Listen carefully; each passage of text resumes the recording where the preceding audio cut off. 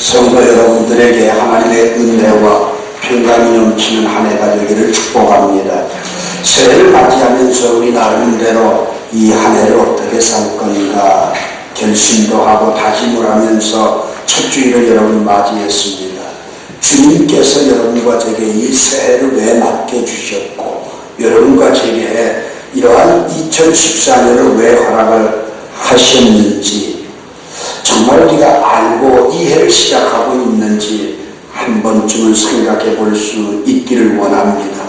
2014년 한 해만큼만은 여러분과 제가 단순히 예배의 참여로 나의 신앙생활이 다 되는 것이 아니라 정말 주님께서 오늘 본문 말씀을 통해서 최초로 자신을 드러내시고 자신이 해야 할 일을 선언하셨듯이 2014년 여러분과 제가 정말 주님께 나와 예배함이 삶의 현장에서 이어지는 로마서 12장 1절과 같은 영적 예배에 이어지는 2014년 한 해가 됐으면 좋겠고 또 그러한 사역 선언을 여러분과 제가 할 수 있는 이 첫 주인이 되었으면 좋겠습니다. 예수님께서 왜 이 땅에 오셨는가? 딱 한 가지죠. 히브리서 10장 9절에 보면 하나님의 뜻을 행하기 위해 오셨다 이렇게 말씀합니다. 그 하나님의 뜻을 깨달은 사람들은 사도행전 4장 28절에 보니까 그들의 삶이 분명하고 목적이 분명하고 그들의 나아가는 길이 선명하다는 거죠.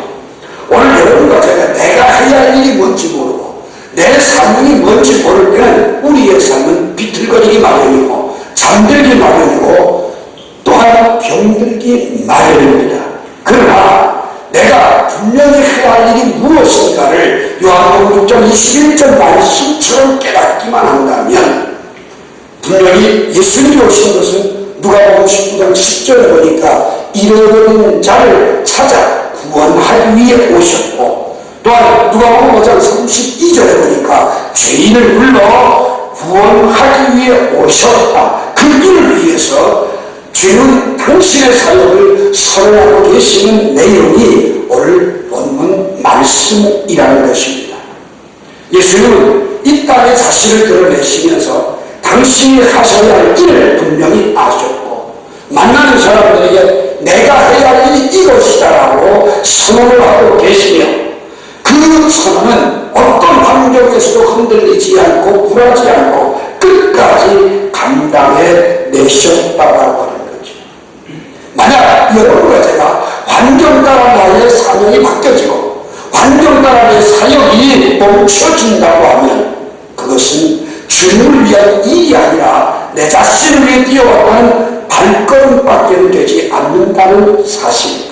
오늘 예수님은 사역 초기에 어떤 선언을 하고 계시고 그 선언을 어떤 환경에서도 굴하지 않고 인생의 마지막 순간까지 그 일들을 감당을 다 해내셨다고 하는 사실은 여러분과 제가 새해를 맞이하면서 예수님의 발자취를 따라가는 그리스도인으로서 마땅히 배워야 할 부분들이 아닐까 하는 생각을 해봅니다. 제일 첫 번째로 오늘 보면 16절부터 19절 말씀까지 보게 되면 예수께서 그 자라나신 곳 나사렛에 이르사 안식일에 늘 하시던 대로 회당에 들어가서 성경을 읽으려고 서심해 선지자 이사야의 글을 드리거늘 책에서 이렇게 기록된 데를 찾으시니 곧 주의 성령이 너에게 임하셨으니 이는 가난한 자에게 복음을 전하게 하려 하시고 내게 기름을 부으사 나를 보내사 포로된 자에게 자유를 눈먼 자에게 다시 보게 함을 전파하며 눌린 자를 자유롭게 하고 주의 은혜를 전파하게 하려 하심이라 하였더라. 예수님이 자라나셨던 나사렛 고향에 가셨습니다. 그리고 그 고향에 들어가셔서 가장 먼저 그 고향에서 회당을 방문을 하셨습니다. 그 당시의 회당은 여러분과 제가 지금 알고 있는 타락될 대로 타락했고 무너질 대로 무너졌고 피폐될 대로 피폐되어졌습니다. 그런데 오늘 본문 말씀은 예수님께서 늘 하시던 대로 안식일이 되면 사람들의 모습이 어떠하든지 상관없이 하나님과 문제성에서의 회당에 들어가서 성경을 읽는 것이 그분의 습관이었다라고 하는 사실입니다. 그리고 많은 사람들이 있는 데서 성경을 읽기 위해 서셨습니다. 그 중에 한 사람이 율법을 드렸어요. 선지자 이사야를 줬어요. 그때 이사야 61장 1절과 2절의 말씀을 읽으시면서 선포하고 계시는 내용이 오늘 이번 문입니다. 예수님께서 이 땅에 오시고 내가 해야 될 사역은 바로 이거다. 말씀 속에서 확신을 가지고 선언하고 계신다는 사실입니다. 그 선언의 내용을 보면 가난한 자에게 복음을 전하는 일이라고 말씀을 하고 있습니다. 여러분, 가난한 자에게 복음을 전하다, 이 말씀 속에서 여러분과 제가 깨달아야 될 소중한 진리가 있습니다.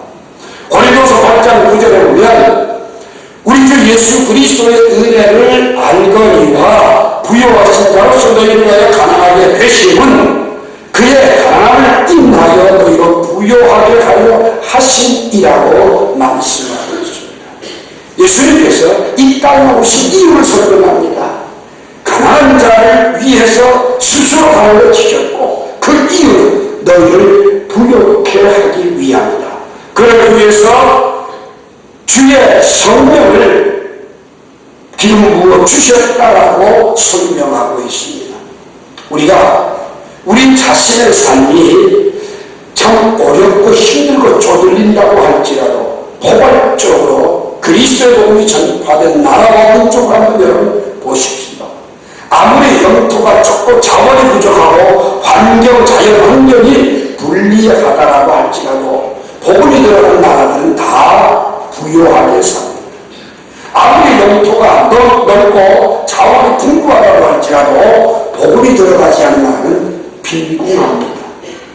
오늘 이 시간 아무리 가난에 찌든 사람도 빈곤에서 해방주시는 우리 주 예수 그리스도를 믿으면 참으로 하나님의 놀라운 복이 임하고 번영하게 될 줄로 믿습니다.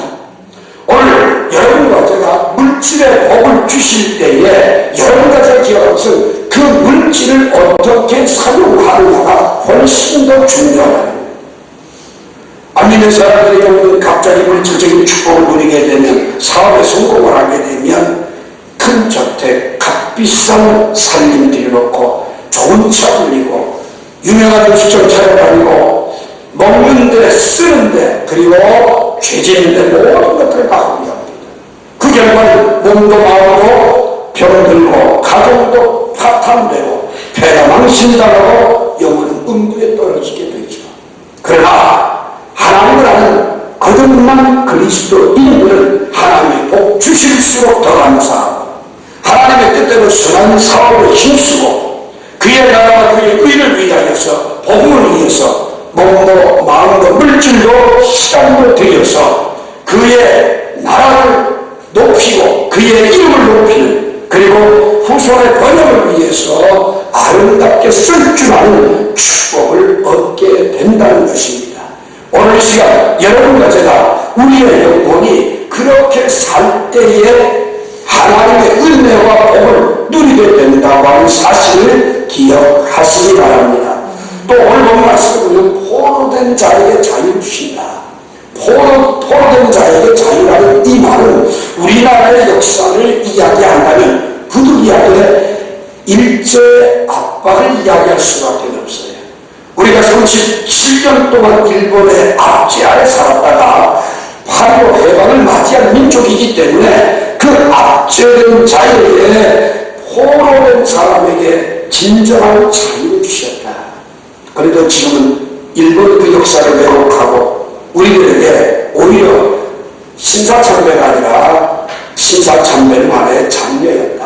그러면서 지금 그 역사를 송두리째 바꾸려고 하죠. 여러분, 기독교 역사에 보면 총회가 신사참배를 결의를 하게 되고 반대하는 사람은 전부 다 총살을 당한 대표적인 인물이 누굽니까? 주기철 목사님, 박관중 장로님입니다. 그런데 조국에서 온몸이 만신창이 되는 분이 누굽니까? 안희숙 사모님이십니다.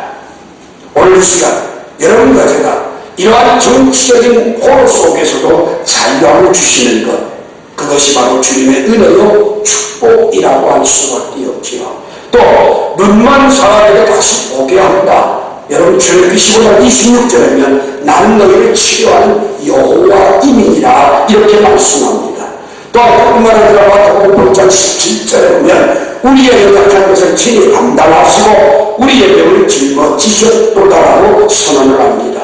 여러분 베드로나 바울 같은 사도들에게 병 고치는 은사를 주셨을 뿐만 아니라 또한 고린도전서 12장 9절에 보면 성령의 은사 가운데 병 고치는 은사가 있고 야고보서 5장 14절 말씀에 보면 너희 중에 병든 자가 있느냐 교회의 장로들을 청하여서 주의 이름으로 기름을 받으며 위하여 기도할지니라 믿음의 기도는 병든 자를 구원하리라고 약속하고 있습니다. 마가복음 16장 17절에서 믿는 자들에게는 이런 표적이 따르니 내 이름으로 주시를 쫓아내며 병든 사람에게 손을 얹은 즉 나으리라고 약속하고 있습니다. 그러므로 우리가 육체의 질병을 가지고 고통과 괴로움을 당할 때 여러분 그 육체를 가지고 주님 앞에 나와서 회당에서 사역을 선언하고 주님 앞에 헌신하게 된다면 분명히 건강은 회복될 것이고 우리가 건강한 몸을 가지고 육체의 종교를 위해 쓴 도구가 된다면 그 영혼은 불의의 병기가 되고 말 것입니다. 고린도전서 6장 19절 말씀은 그대로 너희의 몸은 너희가 하나님께로부터 받은 바 성령의 전인 줄을 알지 못하느냐고 말씀하시면서 너희는 너희 것이 아니라 값으로 산 것이 되었으니 너희 몸으로 하나님께 영광을 돌리라고 말씀하고 계십니다. 그러므로 오늘 여러분과 저는 로마서 6장 13절 말씀처럼 우리의 지체를 불의의 병기로 죄드리지 말고 의의 병기로 하나님께 드리는 은혜가 있길 바랍니다. 또한 눌린 자에게 자유케 하는 일, 이것이 바로 예수님이 회당에서 선언하신 사역입니다. 마태복음 8장 28절부터 34절에 보면 고라사 지방에서 무덤 사이에 나는 귀신 들린 사람, 그들을 구원해 주신 사건을 우리는 만나게 됩니다. 여러분 마귀에게 붙들리게 되면 사람이 싸가워집니다. 심한 것, 더러운 것을 좋아합니다. 그리고 영원한 고통에서 벗어나지 못합니다. 오늘 여러분과 제가 악한 습관의 노예가 되어서 마귀에게 사로잡힌 자가 돼서는 안 되겠지요. 어떤 사람은 이렇게 얘기합니다. 난 지옥 가다가 돈만 많으면 좋겠다. 여러분 지옥이 무엇인지도 모르니까 그런 끔찍한 소리를 합니다. 오늘 이 시간 예수님이 이 세상에 오신 것은 마귀의 일을 멸하고 마귀에게 눌린 자를 자유케 하기 위해서 오신 것을 기억하시고 그리스도 안에서 참된 자유를 누리는 여러분과 제가 되기를 주의 이름으로 축원합니다. 그 다음 한 가지 더 은혜의 해를 전파했다 이렇게 얘기합니다. 인간의 3대 운명은요 죄, 죽음, 심판입니다. 로마서 3장 23절에 여러분 모든 사람이 다 죄를 범했습니다. 오늘 여러분과 제가 죄로 말미암아 사망에 처할 수밖에 없는 것, 죄의 삭은 사망이고 이것이 바로 여러분과 제 운명입니다.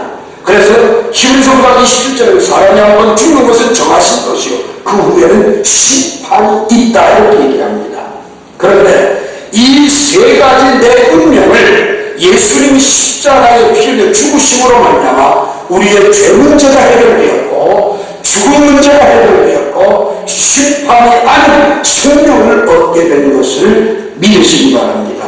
그래서 로마서 8장 1절에 보게 되면 이제 그리스도 예수 안에 있는 자에게는 결코 정죄감이 없나니 이는 그리스도 예수 안에는 생명의 성령의 법이 죄와 사망의 법에서 너를 해방했다라고 말씀하고 계십니다. 그뿐만 아니라 요한복음 11장 25절에 보면 예수께서 가서 나는 부활이요 생명이니 나를 믿는 자는 죽어도 살겠고 무릇 살아서 나를 믿는 자는 영원히 죽지 아니하리니 이것을 내가 믿느냐고 말씀하셨고요. 요한복음 3장 18절에서는 저를 믿는 자는 대한 심판을 받지 아니한다고 분명히 말씀했고요. 로마서 8장 32절에 보면 진리를 알지 진리가 너희를 자유케 하라고 말씀하고 계십니다. 오늘 이 5가지 주님의 사역 어디서 선하시고 회당에서 선하고 계십니다. 오늘 여러분과 제가 예수님의 하신 일은 정말 다양하지만 이 하나님이 맡겨준 사명을 먼저 회당에서 선포하고 나는 이 일을 이룰 것이다.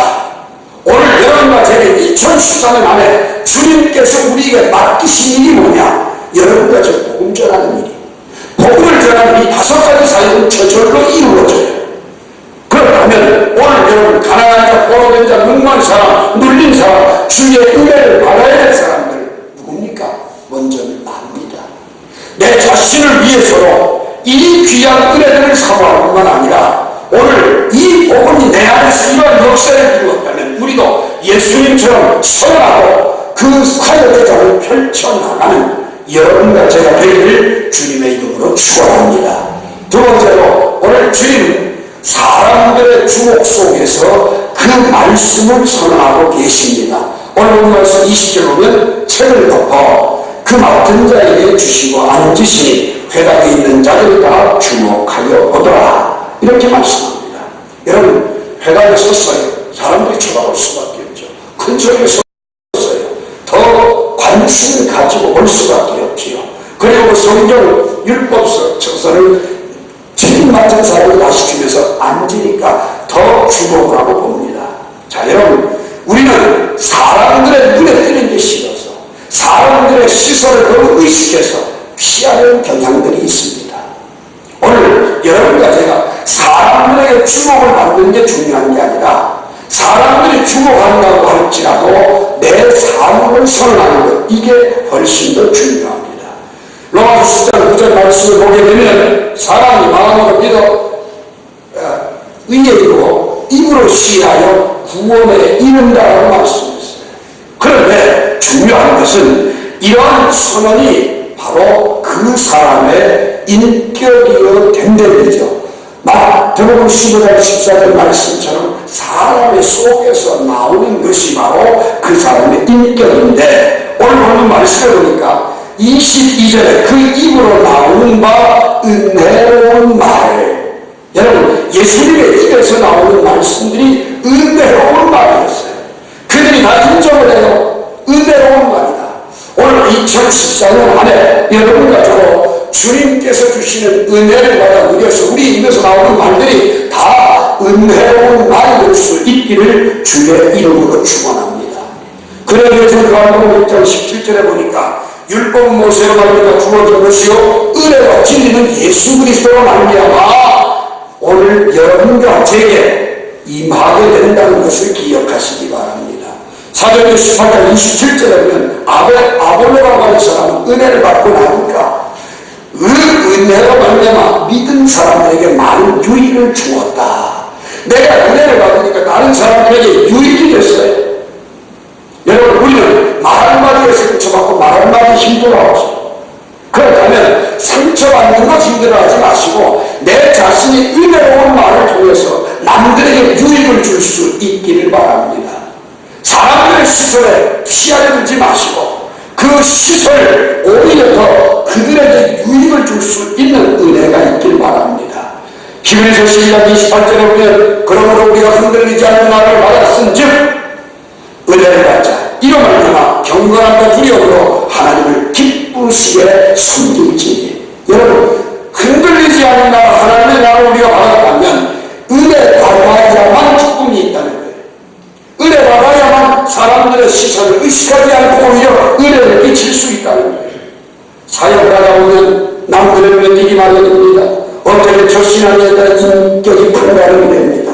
나를 높이고 나를 전하라 여기는 신앙의 인격이 모자람이고 하나님을 높이고 그분을 존중히 여기는 신앙의 인격이 제대로 되는 거죠. 사람들의 시선이 내게 쏠릴 때에 더 확실하게 내 사명을 선언하고 각인시켜주는 것, 이것이 바로 예수님의 사역이었다. 그러면서 오늘 이 말씀 속에 21절에 보면 이 글이 오늘 너희 귀에 응하였느니라. 오늘 너희 귀에 응하였다. 이 말은 내 사명이 이건데 이 사명을 통해 너희들에게 이루어지게 될 것이라는 거예요. 오늘 여러분 2014년 안에 이 말씀처럼 주님을 높이고 주님을 자랑하고 주님께 영광을 돌리는 여러분과 제가 되기를 주의 이름으로 축원합니다. 마지막으로 22절 봅니다. 그들이 다 그를 증언하고 그의 입으로 나온 것과 은혜로운 말을 놀랍게 여기는데 이 사람이 요셉의 아들이 아니냐. 예수를 이르시되 너희가 반드시 의사야 내 자신을 고치라 하는 속담을 인용하여 내게 말하기를 우리가 들은가 가버나움을 생한 이를 내 고향 여기서도 행하라 하리라. 이렇게 말씀합니다. 여러분 선지자가 고향에서 환영을 받는 일이 없다라고 24절에 얘기해요. 여러분 고향이라고 하는 건 내가 자라는 곳이 나를 너무 잘하는 곳이 오늘 여러분과 제가 사역을 선포해야 될 것이 뭐냐. 나를 너무 잘하는 내 가정 거기에서 사역 선포하라는 말입니다. 나를 너무 잘하는 직장의 사람들에게서 내 사명을 선포하라는 말입니다. 나를 너무 잘하기 때문에 나는 입을 다물어야 할 때가 아니라 오히려 예수님의 그 고향에서 사명을 선포하셨습니다.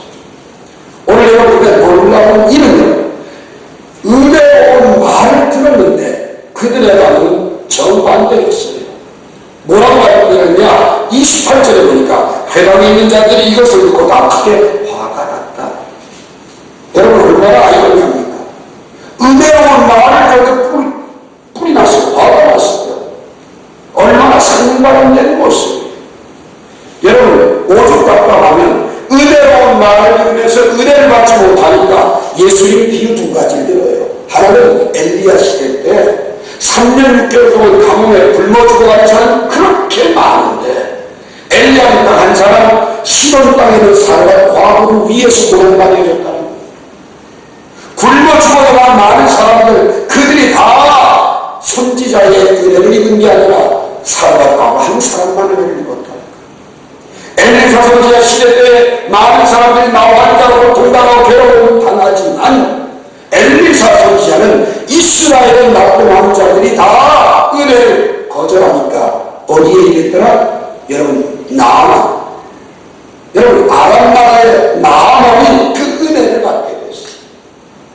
오늘 여러분 이 자리에 계신 여러분들이 오늘 이 말씀 속에 은혜를 받지 못하면 28절의 결과가 되어버리고 말아요. 은혜로운 말이 은혜롭게 받아들여지지 않으면 어떻게 돼요? 화가 나요. 은혜 받지 못하는 이유가 도대체 뭡니까? 내 생각, 내 판단, 내 틀 때문에 그렇습니다. 2014년도 한 해만큼만 내 판단보다는 말씀이 우선되길 바랍니다. 2014년 한 해만큼은 내가 가지고 있는 틀을 깨뜨리고 하나님의 말씀이 내게 은혜가 되기를 원합니다. 오늘 여러분과 제가 은혜 받는데 장애가 되는 많은 요소들이 있어요. 환경도 장애가 될 것이고 나의 배경도 장애가 될 것이고 내 판단과 내 지식과 내 경험이 다 장애가 될 거예요. 최대한 여러분들이 은혜를 받는데 저지하고 있는 장애물들이 여러분을 가로막을 거예요. 가로막으면 여러분과 제가 될 거예요. 은혜의 양수에 나와서 은혜의 말씀을 들으면서 은혜 받지 못한다. 얼마나 불쌍한 겁니까? 오늘 이 시간 여러분 오늘 29절에 보게 되니까 이 사람들이 화가 나니까 어떻게 합니까? 예수님을 끌고 나는 산 꼭대기로 올라가요. 절벽으로부터 거기서 위로 떨어뜨리려고 해요. 죽이려고 해요. 여러분 은혜로운 말을 은혜로 받지 못하면 결과는 어떻게 돼요? 포악스러워져. 오늘 이 자리에 여러분과 좀 둘 중에 하나예요. 하나님의 말씀을 은혜 받지 못하면 내 신령이 은혜롭지 못하면 어떻게 돼요? 거칠어지고 난폭해지고 포악스러워져. 오늘 예수님 고향 땅에서 자기의 사명을 선언하시고 그들에게 은혜로운 삶이 될 것을 요구하셨고 왜 시시했다라고 하는 사실을 기억을 하신 겁니다. 오늘 여러분의 고향 여러분의 고향이 어떤 의미에서 여러분의 일터가 될 수 있어요. 여러분의 가족이 될 수 있어요. 여러분의 교회가 될 수 있어요. 여러분이 가지고 있는 선입견 때문에 여러분이 가지고 있는 틀 때문에 은혜를 누리지 못하는 불쌍한 신령들이 되지 않기를 주님의 이름으로 부탁을 드립니다. 오늘 이 시간 예수님을 받아들여야 내가 사는데 말씀을 은혜로 받아들여야 내 신령이 사는데 그게 아니라 그 사랑과 은혜로 받지 못하니까 결국은 거친 사랑으로 변화되고 만다는 것. 어느 시간 그 결과 예수님은 배척을 당하죠.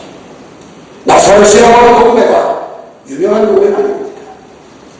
여러분을 통해 나사렛에서 무슨 선한 변화를 바라나를 이야기할 정도로 보잘것없는 동네예요. 그런데도 보잘것없는 사람들일수록 은혜를 거부합니다. 될 때가 되고 인격이 되고 신앙 형성이 나게 되면요, 말씀만 읽어도 은혜가 됩니다. 오늘 여러분과 제가 은혜 받는 데 힘씁시다. 흔들리지 않는 나라 받았으니 은혜 받는 데 최선을 다합시다. 은혜 받는 데 신령히 삽니다. 우리의 고향을 깨뜨려오고 사명을 선언하시고 은혜를 끼치고 은혜를 받는 일에 최선의 땀을 흘리는 한 해가 되어지기를 주의 이름으로 축원합니다. 이 시간 우리 함께 잠시 합심에 기도합시다. 2014년 안에만큼만 하나님 세 가지 약속을 드립니다. 제일 첫 번째, 신앙생활, 교회생활 똑바로 하겠습니다. 그리고 여기서 내 삶을 선포하겠습니다. 두 번째, 오늘 여러분과 제가 기억할 것은 이 시간 우리의 믿음의 생활 속에서 진실로 하나님 앞에 어떤 사명을 가지고 살아야 할 것인가, 그리고 오늘 주어진 그 사명을 나는 어떻게 감당할 건가. 사람들의 시선을 의식하지 아니하고 내게 주신 사명 감당케 하시고, 은혜를 받는 데 걸림들의 모든 고향을 깨뜨려버리고 은혜를 사모하는 자로 살겠습니다. 잠시 합심해서 통성으로 기도합니다. 살아계신 하나님 은혜로 사랑을 감사합니다. 오늘 이 시간 주신 말씀을 기억합니다.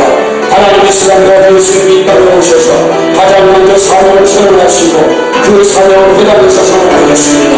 하나님 그 신앙생활을 그 중심으로 내 사명을 선포하며 살아가는 저희를 되게 하시고, 복음을 전하는 사명을 내일까지 않도록 은혜를 주시고, 주의 능력이라도 펴주시고 성령의 기름 부으심이 있게 하시니, 또한 이 시간에 사람들의 시선에 개의치 아니하고 오히려 그 시선이 오히려 주님의 영광을 나타내는데 저희들이 수임하는 귀한 은혜가 있게 해주시고, 하나님의 시간도 사람을 두려워하는 것이 아니라 하나님의 두려워하는 믿음의 역사들이 이루어지게 하시고, 하나님 시간 은혜로운 마음을 전하는 사람이 아니라 은혜를 나는 저희를 되게 하시고, 저희들의 마음은 얽혀져 있는 마음의 틀들을 깨뜨리고 주님의 은혜를 받아들이며 사명을 감당하는 믿음의 역사가 있게 하여 주시옵소서. 함께 해주실 줄로 예수님의 이름으로 기도합니다. 주님 감사합니다. 첫 주일을 맞아 주예전에 나오게 하셨사오니 저희들의 습관이 주일날 주예전에 나와서 교회 중심으로 믿음 생활하며 예배 중심으로 살아가며 내게 주신 사명을 선포하는 저희들이 되게 해 주옵소서.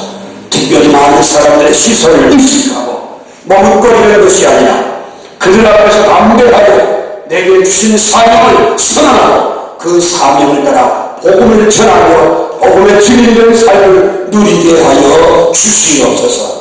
주의 성령이 임하셔 하나님 기름 부어 주시어서 저희들 가난한 자에게 복음을 전파하게 하시고, 포로된 자에게 자유를, 눈먼 자에게 다시 보게 하고, 또한 물린 자를 자유롭게 하고 주의 은혜를 전파하는 저희들이 되게 하옵소서.